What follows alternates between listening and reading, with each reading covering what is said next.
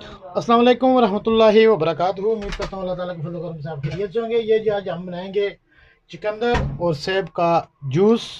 आए देखते हैं कैसे बनता है और कितनी देर में बनता है।